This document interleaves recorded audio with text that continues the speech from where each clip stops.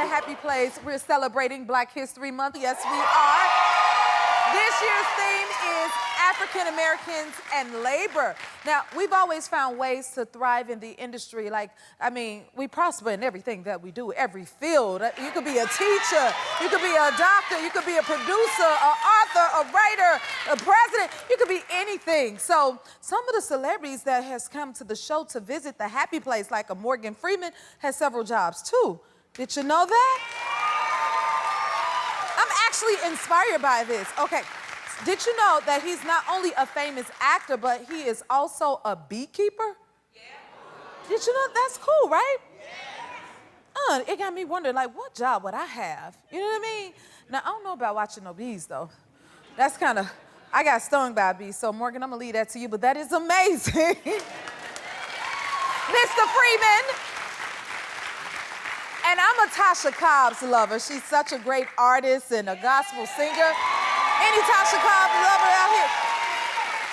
Now, not only is she a Grammy award-winning singer, but did you know that she is also a pastor as well?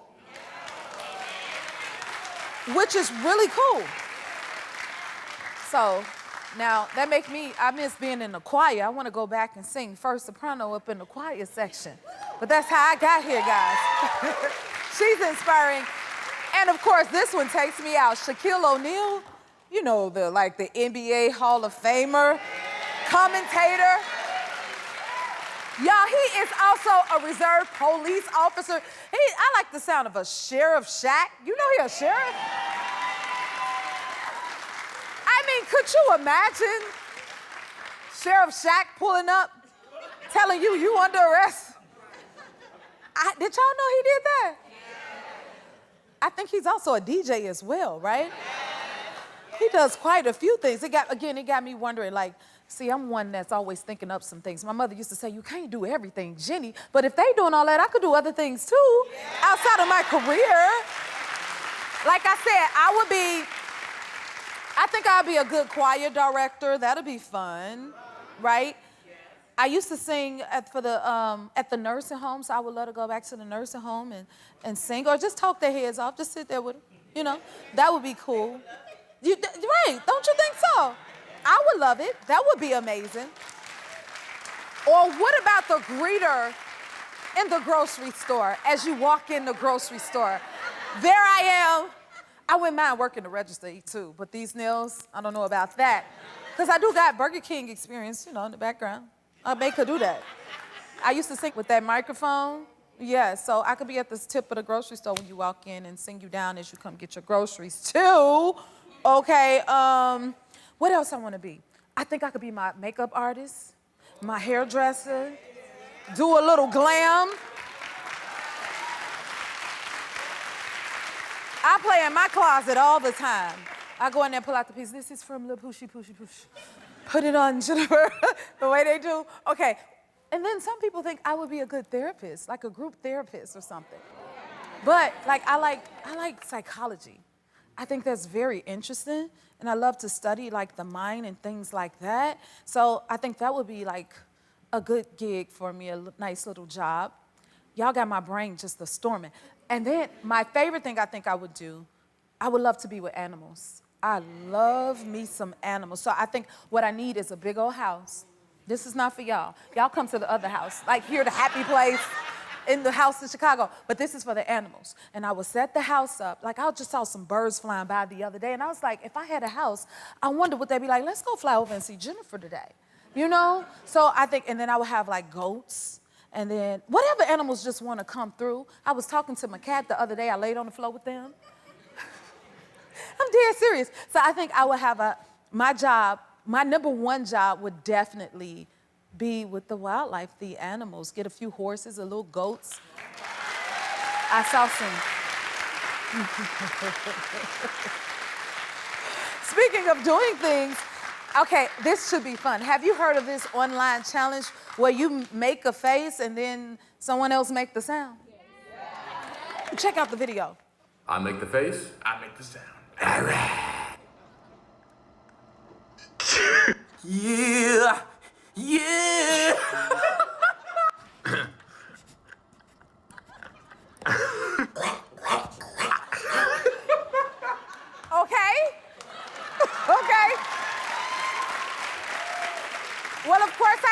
try it. Andy, are you gonna join me? I will certainly You're try. gonna try? So I have to make the face and you'll make the sound. Right, but first you're gonna show me the face and then, right? You'll show it to me once and then I'll do it. Show me the face you're gonna make. Okay, I don't know what to make. Let's see. Ah! That was good! What kind of scream was that, though? I don't know what it was. Okay, you ready give for me a another one? face and I make the sound. This is so silly. I love it, though. Okay. Okay. You carrying on, but okay. That was fun, guys. Okay, we'll find some more faces another time. But until then, are you ready for my first guest? Get ready, because Colman Domingo is here. We'll be right back. Our first guest is an Oscar-nominated actor who is incredible in his new film, Sing Sing. Give it up for the one and only Colman Domingo.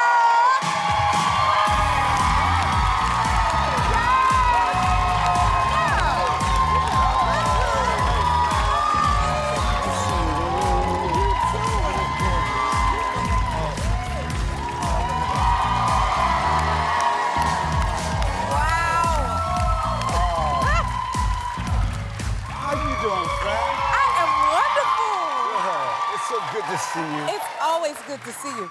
Oh my God, you see, they are loving you. Oh my that's goodness. Nice. How y'all doing? Colman, did you enjoy the Spirit Tunnel? I did. You did. The Spirit Tunnel was good. You worked it. It was a vibe. You know what? I wanted to like ease into it. Yes. Look at that. That's the ease. That's the ease. Okay. Look at that. Oh, that was sweet. Listen, you have been easing into all of these Oscar nominations. Congratulations, you were nominated for Sing Sing.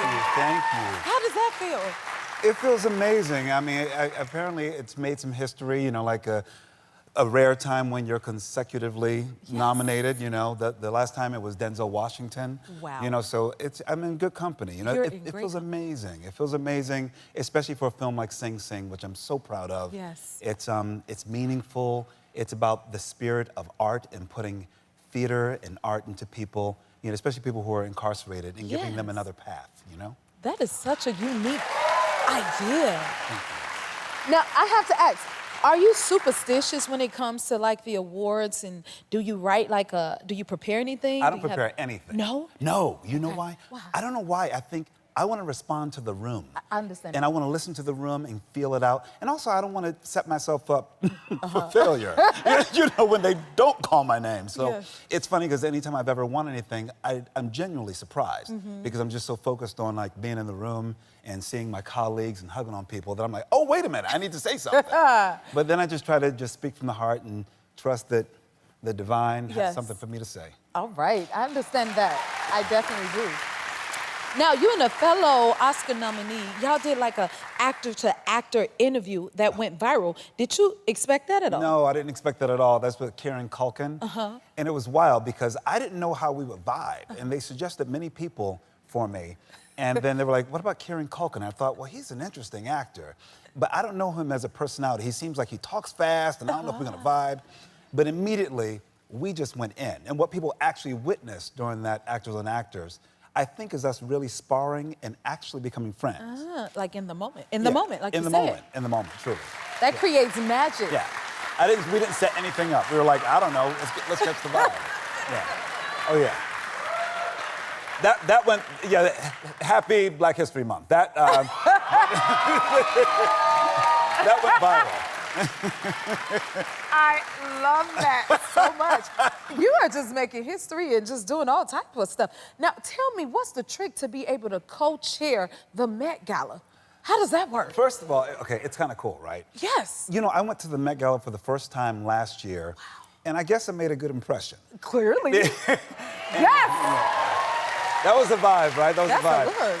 Well, what's beautiful is that I think it's been a long time coming, and Miss Anna Wintour decided to focus on Black male tailoring, the Black male dandy, and it's called Superfine, the theme.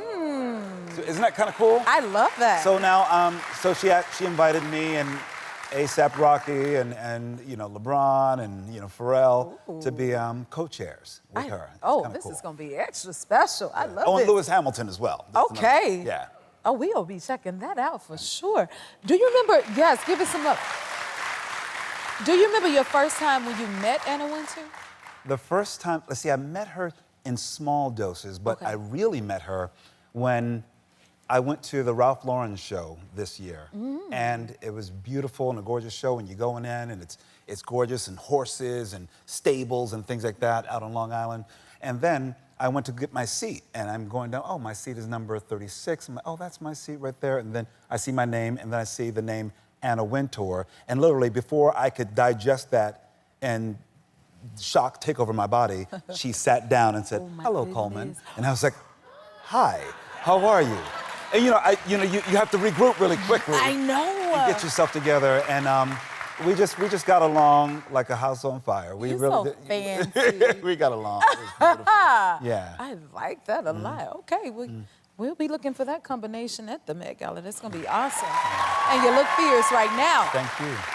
Now, I hear you have some exciting news because we know you stay booked and busy, boo. But what's this exciting news you got about Euphoria for us? We are filming now. It's happening. We've been waiting for It's this for happening. like. It's happening. We're actually in production. We're in production, and we're going to deliver a stellar season 3. My goodness. I think, Sam has been working so beautifully on this new season. It's taken a while, but when I tell you, it's going to be well worth the wait. Okay, we cannot wait. Woo! What can we expect to see? What can you expect to Yeah. see? I don't know if I can tell you Uh-oh. that. But I tried to talk. You're trying to get a little tea from me, aren't you? Just a little bit. You're going to see the whole cast back, which is great. The cast is back. Yes. And what else can I tell you? I can tell you that you're going to see another side of Ali that you have not seen, that maybe you wanted to see. So, that's what I can tease. Ooh, we can't wait for this. Oh my goodness. I want to know, how do you pick your roles? Because you outdo yourself every single time. You know what? What's the trick? Jennifer, I think I'm drawn to things that will change me, challenge me. I think something I'm curious about. If I think, and it could be a hero, it can be a villain, but if there's something in that character that I'm curious about, that I want to know, well, why does that person do that? And then I want to research and figure that out and embody that person so I can find out what makes them human, what makes them tick, what makes them weird, what makes them odd. I think that's what I'm drawn to. So usually that's why my career looks the way it does. Yes. You don't see, I do whether Mr. in the Color Purple or Bayard Rustin and Rustin or doing Sing Sing. It's like very different characters, but characters that I always want to find and figure out their humanity. You embody them all. That's why you stay Oscar nominated. I'm like every year. Oh my goodness, they got to name an award after you soon. And I'm loving this. You are starring as Joe Jackson in the Michael Jackson biopic, baby. Or something, yeah. And then, did y'all see Jafar dressed like as Michael? What was that like when you got? Do y'all see how much he looks like Michael? You know what? It's uncanny. And let me tell you, the first day I met Jafar, Antoine Fuqua, our brilliant director, asked me to come out of the hair and makeup test. Yeah. And he said, oh, I want you to come to the soundstage because your sons are performing, one of the numbers, my sons. So I go out there, and literally they're all in costume and performing. That's the first time I laid eyes on them. And when I tell you, I felt like I was looking at, I don't know what, I thought I was looking at the Jacksons in the 80s. And I was like, oh my gosh, how brilliant. And when I tell you impeccable performances, and Jafar is one of the kindest human beings, and he's special, and he's gifted. And he's not taking it lightly, playing his Uncle, right? uncle, exactly, Yeah. which is beautiful. And so I felt very protective immediately. I felt like, oh, I think Joe felt some of this. You're protective over your family and what you've built and what you've made. And so I felt like I just wanted to make sure that they had everything they needed to do the phenomenal jobs that they're doing. So when it comes out in October, you guys are ready. Woo, I can't wait for this. That's gonna be excellent. Now, we ready for that. In portraying Joe Jackson, has it changed your perception of him at all while portraying him? It has, because I feel like anytime you need to research a character, and especially a character who has had such public scrutiny, you have to really examine the man. I wanted to look at this man who was from a very humble place, and a blue-collar worker, and he had a bunch of kids, and they had talent, and he wanted to give everything he had to make sure they were the best. And they were, you know, he and his wife created some of the most phenomenal artists that has ever walked this planet. And so for me, I want to look at that, of what goes into that. Ooh, I can't wait for this. More with Colman. We'll be right back. We're back with the Oscar nominee, Colman Domingo. Honey, yes. Okay, we got to talk about Sing Sing. That film is amazing, first of all, and you're awesome in it. Every bit of that nomination is well deserved. Thank you. Yes. Now, for those who don't know what it's about, can you tell them what it's about? It is about a rehabilitation through the arts program at Sing Sing Prison that was founded by the inmates there. You know, they started to have a practice of doing theater. And then by doing plays and building shows, they started to develop skills that they didn't even know they needed or they desired. Skills that help them have more empathy, express themselves in a different way, create characters, find themselves different. And it's had such an effect, a profound effect on the population, that there's a less than 3% recidivism rate, meaning that when you go out, you don't go back in, compared to 60% nationwide. So it's a program that works. Wow. So, through the arts. That's that. We talk about the arts healing. The arts truly have been healing. Amazing way to utilize it. Yeah. And I love this. Majority of the people in the project were formerly incarcerated. Yes, at least 90% of my cast. What was that like? What was that like for you then? You know what? I had to do myself a favor, honestly, by trying to find that place in myself to be as stripped bare, because these are men who had the lived experience. Yes. And they had some training while they were on the inside. But I had to find that part of John Divine G. Whitfield, who I play, inside of me. So I had to bring a bit more of Colman to it and be a bit more threadbare and less polished as an actor, to be honest. Yeah. Because I felt like I didn't want to stand out. I had to be a part of these guys, and I didn't want them to see the polish of an actor, to be honest. Yeah.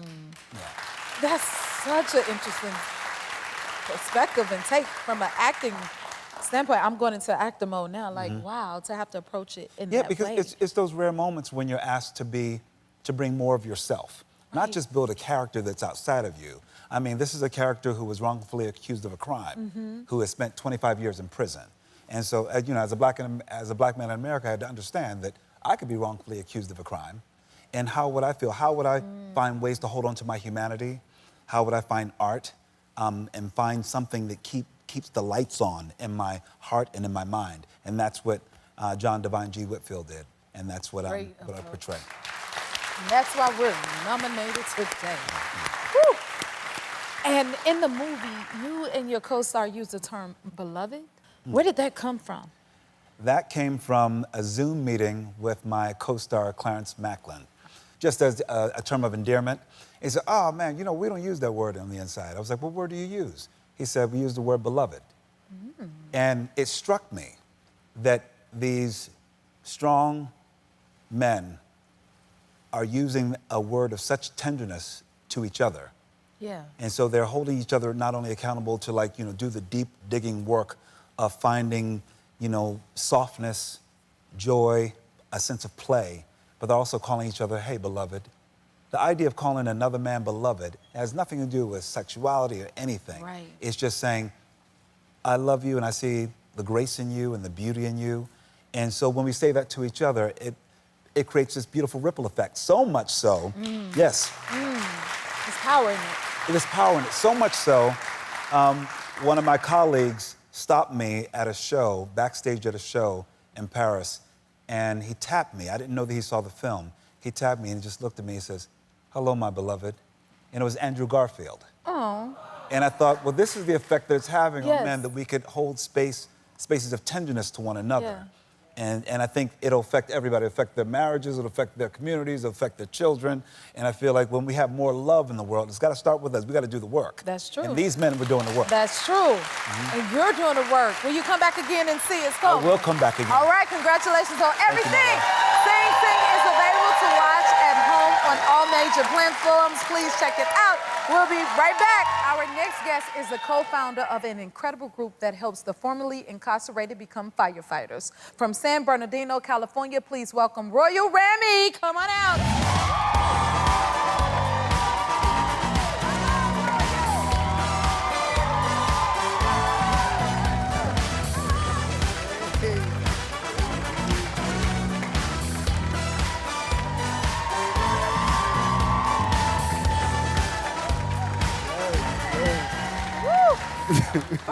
thank you for being here. Thank you for having me. We celebrate you. So tell us what it is you do exactly. So I'm the CEO and the co-founder of the Forestry and Fire Recruitment Program. We are a career training nonprofit that helps folks that's formerly incarcerated in fire camp and other marginalized communities transition to the fire service professionally. Right, y'all? Woo! Were there experiences in your life that led you to become the co-founder of this program? Absolutely. When I was younger, made a series of bad choices when I was a juvenile, and then it pretty much led me to prison. And I actually had the opportunity to fight fires while I was in prison. And then that led me to, loving, what I was doing out there in fire camp and fighting fires. And, me and my co-founder, Brendan Smith, we actually decided to, start the nonprofit organization to help other folks out. That is so awesome. You should be proud of yourself, young man. Thank you. How many formerly incarcerated people have you been able to help? So we helped over 300 people get jobs in the fire service, yeah. Wow. Yeah. How does that make you feel? Honestly, it's incredible. We consider ourselves the modern day Harriet Tubmans. Being able to, provide an opportunity for folks to have a family-winning career. And it just, just knowing that, we are mentor to folks to be able to help them transition into the fire service professionally, it's just like, it's amazing. So. It is awesome. It really is. Now, you are a firefighter yourself, so were there any barriers that you faced going into this journey? Yeah, when I first started out, it was definitely that stigma of, prison and public service don't mix. And I wanted to, provide an opportunity for not only just myself, but folks that I know that had that passion, that wanted to be able to provide that opportunity for them to be able to make it happen. So, yeah, it's definitely the stigma. But, we be able to, we troopers, we can make the thing happen, so. Heroes, heroes. Right. Okay. Right. Tell us what Forestry Firefighters, tell us about that. Yeah. So it's different. So you got Forestry Firefighters, which really the title is really wildland firefighters. Then you have municipal fire departments or firefighters that really focus on local and like medical aid structure fires and stuff. And then wildland is more in the rural areas where you see those big wild fires, right? And that's where we, help those folks transition into the fire service professionally. Thank you for breaking that down. I think firefighters are like the heroes of them all. Right. How do you go about recruiting them for your program? So yeah, we go to all 35 camps, but for the most part, there's a lot of since COVID hit, it was a lot of folks, just word of mouth. Like we couldn't really go into prisons. And you got a lot of other marginalized community folks that want to be a part of this since they heard about our organization. And we just been getting, we got about 300 folks that's on a waiting list just to be able to be a part of our program because they know that, in the BIPOC community, a lot of folks, this is not really a true option for folks to do this fire service thing because, it is predominantly dominated in, white Caucasian males, but we want to, be a trendsetter and being able to say that not only you look at life as at least when I was younger, all I thought was success was being in the streets, a drug dealer or something, or, being an entertainer in some way, right? But now it's different occupations that you can be able to, pursue, and it could be something that would be great for that person. And you're showing everyone that, which is amazing. Did you envision firefighting as a career path for yourself? Absolutely not. No. So just when I was younger, seeing those fire trucks and fire engines, when I was a little kid, I never seen nobody that looked like me, honestly. So it was just either, like I said, playing basketball or being, being in the streets, and that's what led me to those poor choices in my life that led me to prison. But now that I found my love when I went to fire camp, and it really changed my life. And now you're changing lives. Right. Yes. Right. All right, more with Royal when we return. And we're back with Royal, joined with us by two alumni from his program. Please welcome Captain Van and Firefighter Christian. I think they're heroes. Starting with you, Christian, tell us how this program has impacted your life. So this program impacted my life tremendously in many aspects, right? First and foremost, it helped me find my purpose in life. It made me be able to provide for my family, be able to be a role model to the community. With all this, I also inherited like having a selfless mindset and just being able to like give back. It's just everything I owe it to FFRP and Royal. That is awesome. And Captain Van, you are a leader of the program. Like, did you ever expect to go this far in your career? Honestly, I seen myself in this profession after my experience in fire camp. I didn't know where that path would lead until meeting Chief Ramey and being introduced to FFRP, and they gave me the training experience, and then after all my hard work and dedication, they offered me the position to crew captain. Thank you. Now, Ramey, looking at the success of the alumni and all that, I want to know, how does it make you feel to hear them say these things? And what would you say to others that are, wanting to do the same? Honestly, it's overwhelming. I know that when I was in fire camp, I really wanted to pursue it as a career, and just having these beautiful people up here, telling their story and their insight, it just makes me feel real good inside. And just all the folks that's been incarcerated in the California Conservation Camp, you definitely have the opportunity to get a career in this. And once you come home, and FFRP is here for you, and we're waiting for you to see what the next steps are. And we're just excited about, their journey and being able to help them moving on in their career. So, Royal, tell us this. What do you want other formerly incarcerated people to take away from this, from your story? So I want folks to understand the importance that folks, when they come home from prison, they usually parole with $200 gate money, right? Wow. And then this is an opportunity for folks to have a family-winning career that they could actually make up to 6 figures, retirement, benefits, and really get to a place where not only just they affect their immediate family, but the community as well. Yeah. So the Forestry and Fire Recruitment Program is the intersection between workforce development, criminal justice, and a climate crisis. So we hit on the 3 different steps.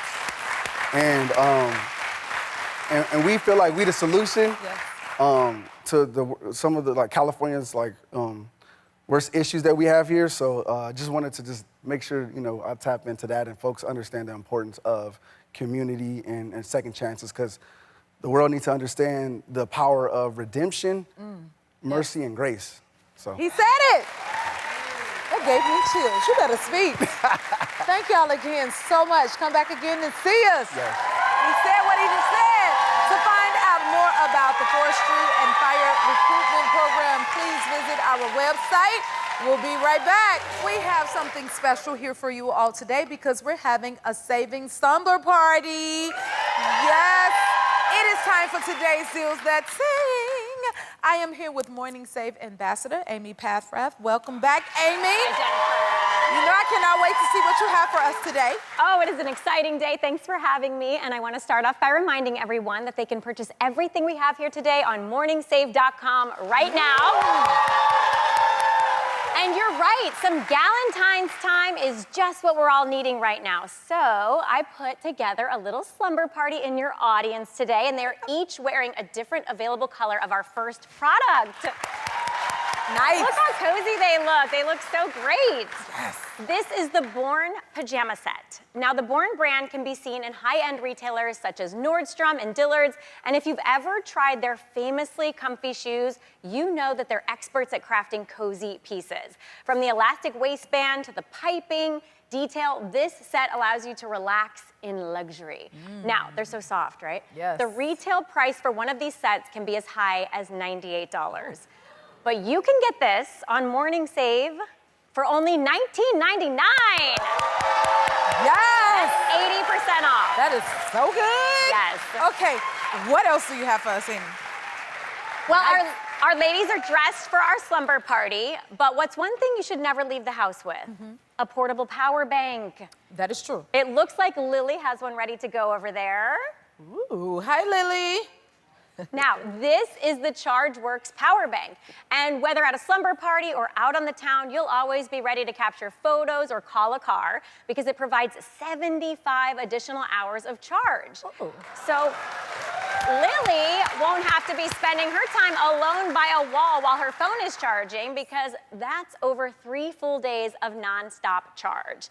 It's available in these 7 colors here, and despite being slim enough to fit into your purse or your pocket, it can also charge 2 devices at once.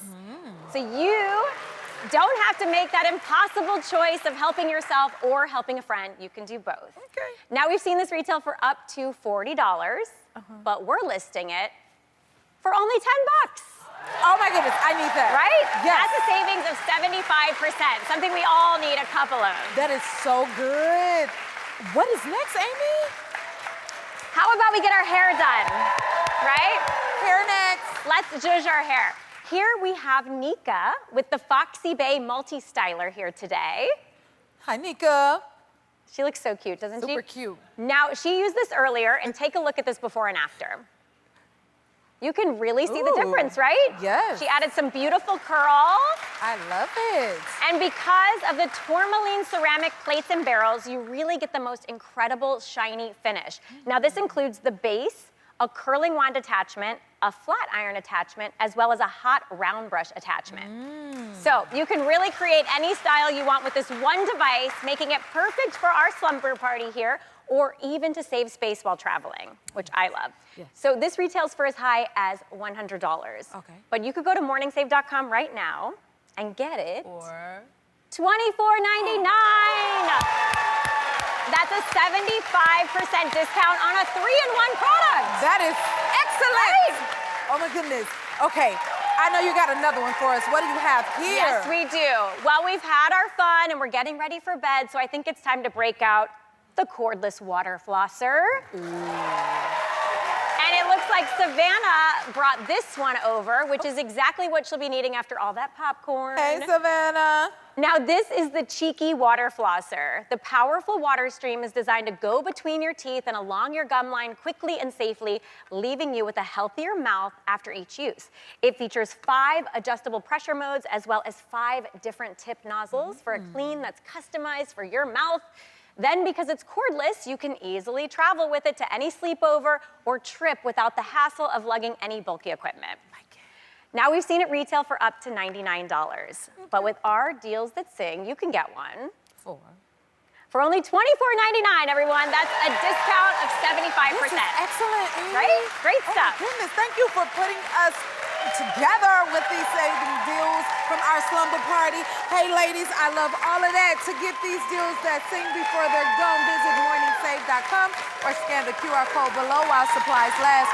We gotta get to our slumber party. We need to get in on that. I wanna join them. Yeah, let's do it. We'll be right back.